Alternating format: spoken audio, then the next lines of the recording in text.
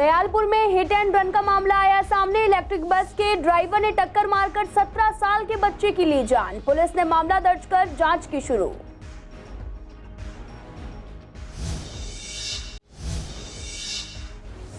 मधु विहार में परिवार ने ट्रैवल एजेंट पर धोखाधड़ी का लगाया आरोप। दुबई टूर के लिए देता रहा परिवार को फर्जी टिकट।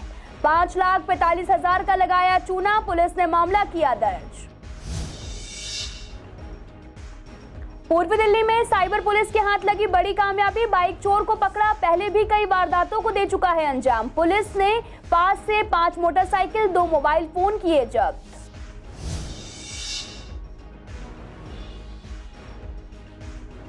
पुलिस ने दोनों शवों को पोस्टमार्टम के लिए भेजा जीटीबी अस्पताल। यमुना खादर में नहाने के दौरान 2 किशोरों की हुई थी मौत। पुलिस कर रही मामले की जांच।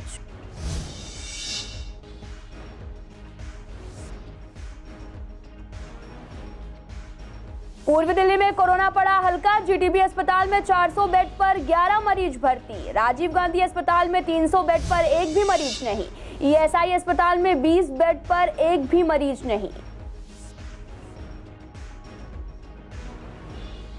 नमस्कार, मैं आपके साथ अंकिता पाल। आप सभी का पूर्वी दिल्ली खास में एक बार फिर से स्वागत है। रुक करते हैं खबरों की तरफ। दिल्ली में हिट एंड रन के केस लगातार बढ़ते जा रहे हैं। दयालपुर में एक बार फिर से तेज रफ्तार का कहर देखने को मिला, जहां पर एक इलेक्ट्रिक बस ने 17 साल के बच्चे की जान ले ली। मामला उत्तर पूर्वी दिल्ली के दयालपुर का है, जहां पर ड्राइवर ने 2 लोगों को मारा, जिसमें से एक की मौके पर ही मौत हो गई। दूसरे का इलाज घर पर चल रहा है। मृतक का नाम फरदीन है, जो कि दयालपुर का रहने वाला है। पुलिस ने मामला दर्ज कर जाँच शुरू कर दी है। भाई 2:30 से 3 बजे ये घटना है। छोटे भाई का फ़ोन आया था, मुझसे छोटा है, उसने बताया। भाई मुझे सिर्फ इतना ही पता लगे कि भाई छोटे भाई का एक्सीडेंट हो गया, वो ख़त्म हो गया ऑन द स्पॉट। भाई खाली सर पे ही देखा है मैंने। दरअसल में जो नई वाली गाड़ी चली है, जो मेट्रो वाली चली है, इससे हुआ है। अच्छा। और वो ड्राइवर ने दोनों साइड मारी है। एक रिक्शे का वाले को मारा, इस लड़के को, मतलब 2 थे आगे। एक आगे जाकर पड़ा पल्ली साइड, एक इधर पहिए की तरफ। ये कुंवारा लड़का है, 17 साल 7-8 महीने का है। ईस्ट दिल्ली में एक कथित ट्रैवल एजेंट ने एक ही परिवार के कई लोगों से दुबई टूर के सस्ते टिकट देने और कई देशों में मुफ्त यात्रा पैकेज के नाम पर ठगी की है। आपको बता दें कि आरोपी सभी को व्हाट्सएप पर फर्जी टिकट भेजता रहा और चूना लगाता रहा। इसी तरह से उसने परिवार को 5,45,000 रुपए का चूना लगाया है। आपको बता दें कि जब परिवार को समझ आया कि ये फर्जी है, तो उन्होंने पुलिस को सूचना दी और धोखाधड़ी का रैकेट चलाने की शिकायत की। साथ ही मधु विहार पुलिस ने पीड़िता के बयान पर धोखाधड़ी समेत संबंधित धाराओं में केस दर्ज कर लिया। रीमा सिंह, जो कि 46 साल की हैं, वो परिवार सहित आईपी एक्सटेंशन में रहती हैं। कुछ समय पहले तारिक बन्ना नामक एक ट्रैवल एजेंट ने उनसे संपर्क किया था। उसने दावा किया था कि वह उन्हें दुबई के लिए काफी रियायती दरों पर आने जाने का टिकट देगा। रीमा ने अपने और अपने पति के लिए 2 टिकट 25,000 रुपए में ले ली। आरोपी ने कंपनी की ओर से ईमेल और व्हाट्सएप के माध्यम से एयरलाइंस आदि की जानकारी भेजी। हालांकि आरोपी ने मांगने के बावजूद एयरलाइंस के कंफर्म ओपन टिकट नहीं दिए। अब आरोपी ने अपना दूसरा जाल फेंका। उसने कहा कि इन टिकटों पर उनकी कंपनी की ओर से एक और ऑफर है। फिलहाल इस पूरे मामले की पुलिस जांच कर रही है। पूर्वी दिल्ली के साइबर सेल पुलिस को एक बड़ी कामयाबी हाथ लगी है। पुलिस ने बाइक की हेराफेरी करने वाले लोगों को गिरफ्तार किया है, जो गलत तरीके से मोटरसाइकिल को देश के अलग अलग शहरों में बेच दिया करते थे। पकड़े गए आरोपी का नाम मंजीर राणा है, जो कि राजस्थान के चूरू का रहने वाला है। पुलिस ने मामला दर्ज कर जांच शुरू कर दी है। शास्त्री पार्क इलाके में मंगलवार को यमुना खादर में नहाने गए 2 किशोरों की पानी में डूबने से मौत हो गई। मृतकों की पहचान कार्तिक 14 साल और अनिकेत उर्फ वासु 12 साल के रूप में हुई है। साथ ही उनका तीसरा दोस्त अंश पानी में नहीं गया, जिस वजह से उसकी जान बच गई। पुलिस ने दोनों शवों को कब्जे में लेकर पोस्टमार्टम के लिए जीटीबी अस्पताल में भेज दिया है। शास्त्री पार्क थाना पुलिस प्राथमिकी पंजीकृत कर मामले की जांच कर रही है। कार्तिक अपने परिवार के साथ न्यू उस्मानपुर स्थित निगम फ्लैट में रहते थे। उनके परिवार में मां पूनम और 3 भाई बादल और साथ ही अम्मू और कल्लू है। 12 साल पहले उनके पिता बिल्लू की मौत हो गई थी। मां दिल्ली नगर निगम में अस्थायी सफाई कर्मचारी हैं, जबकि कार्तिक शास्त्री पार्क सरकारी विद्यालय में 9वीं कक्षा में पढ़ाई कर रहे थे। उनके पड़ोस में अनिकेत और अंश नाम के किशोर अपने परिवार के साथ रहते हैं। तीनों आपस में अच्छे दोस्त थे।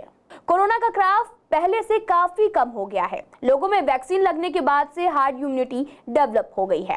साथ ही संक्रमण की रफ्तार भी पहले के मुकाबले काफी धीमी हो गई है। सीसीएन के रिपोर्टर एहरार चौधरी ने यमुना पार के सभी अस्पताल में जाकर पता लगाया कि कितने कोरोना के मरीज भर्ती हैं, तो उसमें से जीटीबी अस्पताल में 400 बेड पर 11 मरीज भर्ती मिले। वहीं राजीव गांधी अस्पताल में 300 बेड पर एक भी मरीज नहीं मिला। विवेक विहार के ईएसआई अस्पताल में 20 बेड पर एक भी मरीज नहीं मिला। पूर्वी दिल्ली के अधिकतर प्राइवेट अस्पतालों में कोई मरीज भर्ती नहीं है।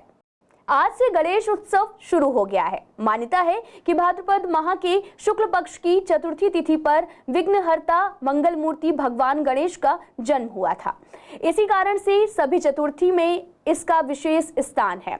आज से घर घर और बड़े बड़े पंडालों में गणेश प्रतिमाएं स्थापित की गई हैं, उनकी विधिवत पूजा अर्चना की गई है। साथ ही पूर्वी दिल्ली में कई जगहों पर लोगों ने गणपति को पधारा और साथ ही ये गणेश उत्सव 10 दिनों तक चलेगा। गीता कॉलोनी में भी धूमधाम से मनाया गया। साथ ही बच्चों के लिए पंडाल के आसपास झूले भी लगाए गए। साथ ही सुरक्षा के पुख्ता इंतजाम भी किए गए हैं। ये 10 दिन चलने वाला है। 31 तारीख से आज से शुरू है, 9 तारीख को विसर्जन होगा। इस बार लोगों में बहुत ज्यादा उत्साह है। जैसे जन्माष्टमी में मंदिरों में भीड़ उमड़ी थी, इस बार ये लगता है कि बहुत ज्यादा संख्या रहने वाली है। 1000-1500 संख्या पहले दिन से शुरू होने की उम्मीद है। 3 वर्ष बाद जब आज ये कार्यक्रम हो रहा है तो 3 गुना उत्साह के साथ भी हो रहा है। समाज के सभी वर्ग आकर इस कार्यक्रम में अपनी सहभागिता कर रहे हैं। बड़े अच्छे से अपने त्योहारों को मनाने के लिए लोगों में बहुत उत्सुकता है। लोग बहुत गर्मजोशी के साथ लोग जो है आ रहे हैं, जुड़ रहे हैं कार्यक्रम के लिए। अभी जब हम तैयारी के लिए क्षेत्र में निकल रहे थे तो जहां भी जा रहे थे बहुत उत्साह के साथ लोगों का समर्पण नजर आ रहा था। यहाँ पर गैदरिंग अच्छी होती है और यहाँ पर सभी मंडल वाले मिलकर बहुत अच्छा अरेंजमेंट करते हैं और सभी जगह से परमिशन लेते हैं और सबका सहयोग रहता है बहुत अच्छा। और प्रोग्राम भी बहुत बढ़िया और सिंगर भी बहुत अच्छे आते हैं। दिल्ली की शराब नीति पर अन्ना हजारे द्वारा खड़े किए गए सवालों पर अब सीएम अरविंद केजरीवाल ने जवाब दिया है। केजरीवाल ने आरोप लगाया कि बीजेपी जानबूझकर अन्ना हजारे को आगे ला रही है और उनके कंधे पर रखकर बंदूक चला रही है। सामाजिक कार्यकर्ता अन्ना हजारे ने आपकी शराब नीति से आहत होकर सीएम केजरीवाल को पत्र लिखा था। इसमें कहा गया था कि पहले तो केजरीवाल शराब के खिलाफ थे और बड़ी बड़ी बातें करते थे, अब खुद शराब बिचवा रहे हैं। साथ ही अन्ना ने पत्र में यह भी लिखा कि आप पर भी सत्ता का नशा चढ़ गया है। इस मसले पर हमने पूर्वी दिल्ली के तीनों नेताओं से बात की। क्या कुछ कहा, सुनिए आप। आदरणीय अन्ना हजारे जी को आज मजबूरन एक पत्र लिखकर केजरीवाल को ये चेताना पड़ा कि केजरीवाल जी आप सत्ता के नशे में चूर होकर, सत्ता के नशे में डूबकर दिल्ली की जनता का अहित कर रहे हैं। शराब बंदी की ओर बढ़ने की जगह आप शराब में पैसा कैसे कमाया जाए, भ्रष्टाचार कैसे किया जाए, ऐसी जुगत भिड़ा रहे हैं। अन्ना हजारे जी का इस उम्र में ये पत्र लिखना, उनके दुखी मन का होना, ये बड़ा शर्मिंदगी महसूस कराने वाला है। केजरीवाल जी, अगर आप में जरा सी भी शर्म बाकी हो तो आपको तत्काल अपनी नीतियों के कारण अन्ना हजारे जी की माफी मांगनी चाहिए, दिल्ली की जनता से माफी मांगनी चाहिए। कल अन्ना हजारे जी ने खुद कहा है कि दिल्ली का मुख्यमंत्री नशे में धुत है, पावर के नशे में धुत हो गया है। इसे दिल्ली की जनता से कुछ नहीं लेना जाना। इसने दिल्ली को शराब की नगरी बना दिया और भ्रष्टाचार का बोलबाला है। ऐसे मुख्यमंत्री की मैं समझता हूँ दिल्ली में अब जरूरत नहीं है। जब उसके गुरु ने ही केजरीवाल को नकार दिया तो मैं तो दिल्ली की जनता को भी इसे नकार देना चाहिए और गद्दी से उतार देना चाहिए।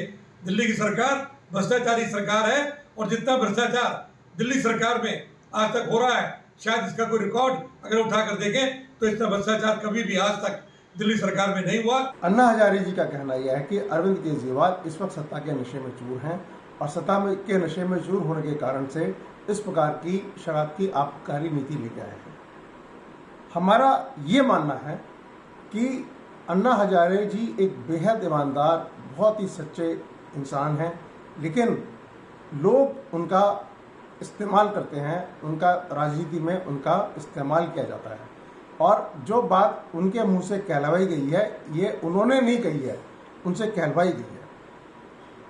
हमारा अन्ना हजारे जी के मार्फत से जिन्होंने बात करवाई है उनसे ये बात करनी है कि गुजरात के अंदर आपने शराबबंदी का नियम लागू कर रखा है, लेकिन उसके बावजूद वहाँ पे अवैध शराब का 10,000 करोड़ का धंधा होता है और जिससे सैकड़ों लोग नकली शराब पीने से मर रहे हैं। हर गली के अंदर 20 रुपए की शराब की थैली मिलती है। उनसे कहें कि दूसरे के ऊपर आरोप लगाने से पहले भारतीय जनता पार्टी अपने गिरेबान में झांके और अपने देश, अपने प्रदेश को ठीक करने का काम करे। 1 सितंबर से पुरानी शराब नीति लागू हो जाएगी। पुरानी सरकारी दुकानों पर भी शराब मिलेगी और साथ ही नई आबकारी नीति के तहत मिल रही छूट का आज अंतिम दिन है। बीते कई दिनों से दिल्ली के शराब विक्रेता अपना स्टॉक खाली करने में लगे हैं। पूर्वी दिल्ली में शराब की दुकानों के बाहर बड़ी संख्या में लोग दिखाई दिए। लोगों का कहना है कि जो ब्रांड्स हमको चाहिए थे वो नहीं मिल रहे। बीते कई दिनों से दिल्ली के शराब विक्रेता अपना स्टॉक खाली करने में लगे हैं। छूट तो मिल ही रही है, लेकिन सब जगह पर हिसाब अलग है। कहीं 20 तो कहीं 30 तो कहीं 40% तक की छूट दी जा रही। आज दिल्ली के ठेकों पर अच्छी खासी भीड़ देखने को मिली, लेकिन ग्राहक दुकानों से निराश होकर लौटे। आज रात 10 बजे के बाद प्राइवेट दुकानों का शटर डाउन हो जाएगा। स्टाफ सर जी कल से बिल्कुल बेरोजगार हो जाएगा और ये लगा लो पहले जितने बंदों को रोजगार मिला था बहुत अच्छा काम किया था, ये जो ठेके से बंदों को काम मिल रहा था, और आगे अच्छा ये बंदे क्या कर पाएंगे। एक एवरेज देखें तो आपकी दुकान पर कितना स्टाफ होगा लगभग जो बेरोजगार हो जाएगा? हमारे दुकान पे कम से कम 14 बंदे थे। अच्छा, अभी 14 बंदे बिल्कुल बेरोजगार हो जाएंगे कल से। अच्छा, सरकारी ठेके खुल रहे हैं, उन्हें वहाँ ट्रांसफ़र करने के लिए सरकार की तरफ से कहा गया है या नहीं स्टाफ को? नहीं, कोई ऐसा कुछ नहीं कहा गया सर। स्टॉक आ ही नहीं रहा, बंद हो गया स्टॉक आना। फिलहाल हमारे पास बियरें बच रही हैं और सब खत्म है स्टॉक में। कुछ गिने चुने क्वार्टर बच रहे हैं, एक आध बोतलें बच रही हैं, बाकी सब खत्म है। कितने लोग आ रहे हैं और उन्हें वापस जाना पड़ रहा है? सर बहुत सारे लोग आ रहे हैं, भीड़ हो रही है, बार बार पूछ रहे हैं कि माल है कि नहीं है, ये दे दो वो दे दो। माल है ही नहीं, बिल्कुल भी खत्म हो गया है। अच्छा, जो स्टॉक बचा हुआ है उस पर ऑफर चल रहा है या नहीं अभी? ऑफर चल रहा है ना सर। अच्छा, लोगों को बताया जा रहा है कि कल के बाद अब यहाँ नहीं मिलेगी? सर जो दारू है यहाँ पे नहीं मिलेगी, ठेके बंद हो रहे हैं, पीछे सरकारी ठेके खुलेंगे उन पे मिलेगी।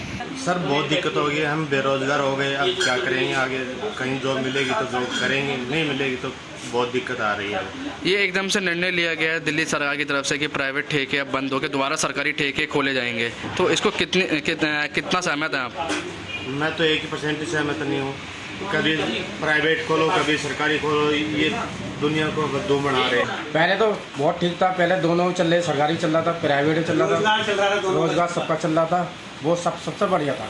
और अब किस तरीके से देख रहे हैं? अब तो बहुत बेकार ही हो रहा है। हम तो आ रहे छोरा पीते हैं। तो क्या कह रहे हैं ये? बोल रहे है ही नहीं, खत्म हो रहा। अच्छा, कितनी दिक्कतें हो रही हैं? बहुत दिक्कत हो रही है। तो वहीं पूर्वी दिल्ली की सड़कों की बात की जाए तो यहाँ की सड़क काफी खराब है। सड़कें काफी लंबे समय से खराब पड़ी हुई हैं, लेकिन उन्हें दुरुस्त करने के लिए कोई भी विभाग आगे नहीं आ रहा। आप देख सकते हैं कि सड़क में कितना बड़ा गड्ढा हो गया है। दरअसल ये तस्वीरें हैं मानसरोवर पार्क मेट्रो स्टेशन के सामने बनी सड़क की, जो कि जीटीबी जनरल हॉस्पिटल तक जाती हैं।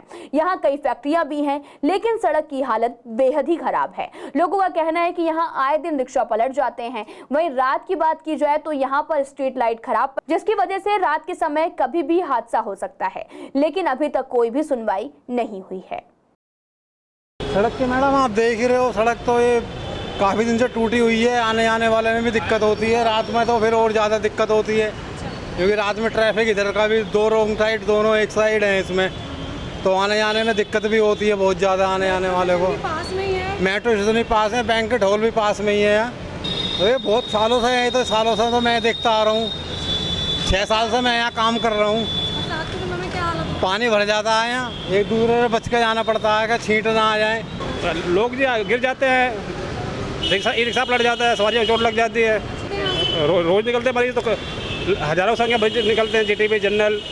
कभी नहीं हुआ तो हमेशा खुदाई होती रहती है यहाँ पे। तो मैडम सड़क की वजह से सारी परेशानी है। यहाँ पे आए दिन एक्सीडेंट होते रहते हैं, लाखों की तादाद में यहाँ पे पेशेंट आते हैं, मरीज आते हैं। जीटीबी पास में, जनरल पास में, इतनी दिक्कत हो जाती है, कई बार तो 1 घंटे का जाम लग जाता है यहाँ पे। लाइट नहीं रहती मैडम, नहीं रहती लाइट लगी नहीं, लाइट लगती है, जलती ही नहीं रात में। इस बार सितंबर से पहले मॉनसून की विदाई की शुरुआत हो सकती है।